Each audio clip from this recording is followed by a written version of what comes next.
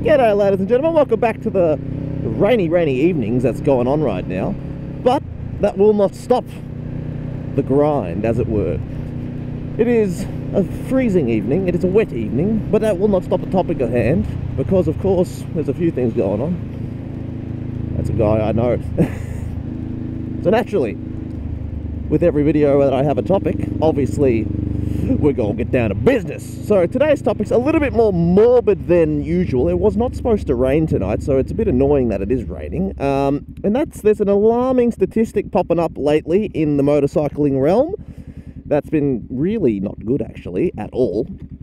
And that's that, at least in Victoria, there's a 75% increase lately in motorcycle accidents with fatalities. So I don't know, man, if that sounds like something you're teetering on the edge of risk, slow down a little bit, just, you know.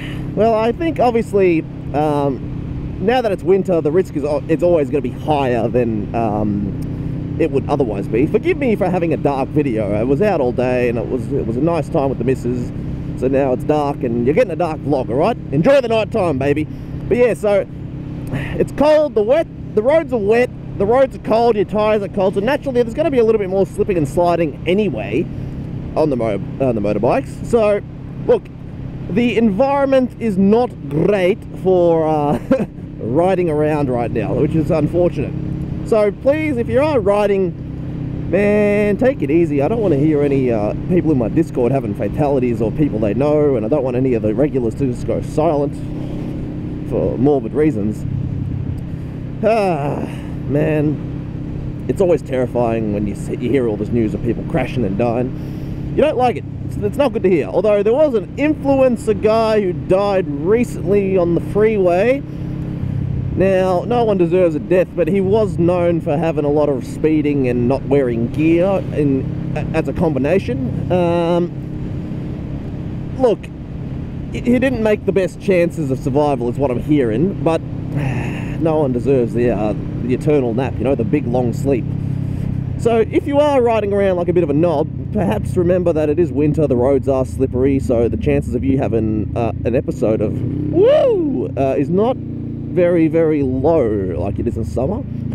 So even on corners like this, if you accelerate a little bit too hard, you might go slip, and even if you're not accelerating hard, you can slip anyway. Like when I low-sided, it wasn't exactly that much wetter than that. In fact, it was drier than that corner I low-sided on a pretty simple corner, honestly. So look, the risks are there, ladies and gentlemen. Please take it easy. I don't want to see any of my lovely followers falling down and having injuries. Now look, if you do have an injury, please let us know on the Discord so we can hear about it. Let the other riders know and how to learn and get better at riding, because if there's one way to learn, it's through other people's mishaps, and I'd rather learn from someone else falling down than doing it myself personally. But hey, that's just me.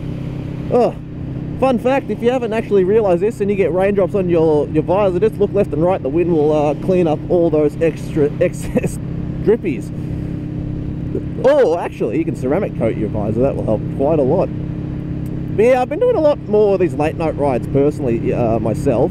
I haven't been vlogging them all. I've been trying to get the vlogs done in daylight, but I'll tell you what, I thoroughly enjoy a good late night ride, so that's why I thought it'd be alright to do some vlogs. So the one I did last was obviously the it's a late night ride with me kind of thing, and it looked like it did relatively good. There's another one going to come out because I did two that day, so look out for that one if you enjoy your pure sounds in a bit of a different environment.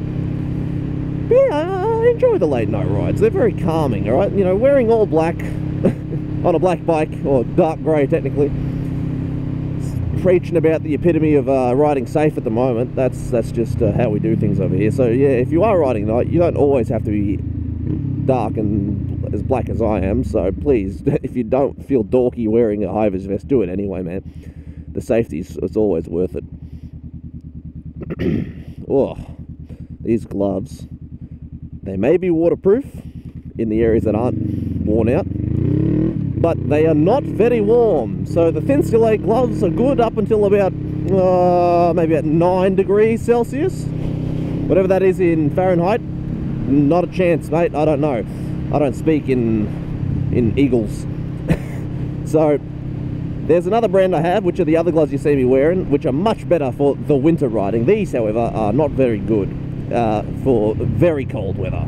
If you combine it with like a latex glove underneath, I'd imagine you could, but latex I don't like wearing because then your hands get all sweaty and whatnot, so I tend to avoid it personally. But man, please ride safely. I don't want to be hearing about any more mishaps on the road. That's a scary statistic, alright? Going up by 20% is alarming. Going up by 75% of road deaths, that's a lot more bikers doing the eternal sleep. So I don't know about you, but I'm sure someone you know has known someone who rode a bike and died. Standard people telling their friends and family that they're getting a bike, and then, oh, I know someone who used to ride and they died. And you go, thanks. Don't be alarmed if you saw my feet, alright? I'm not wearing the proper shoes right now, so... Mate, BYD boys, boogieing in that thing. I still think electrics are not the future. I don't acknowledge microwaves as vehicles, I'm sorry. Yeah, in other news, unrelated to motorcycling, I finished another course, if you care about your boy Nathan. Not only am I a massage therapist by skill and trade, I'm now an IT qualified man, because why not learn all the skills? Woo! In this economy, man, I need money. How will I buy motorbikes?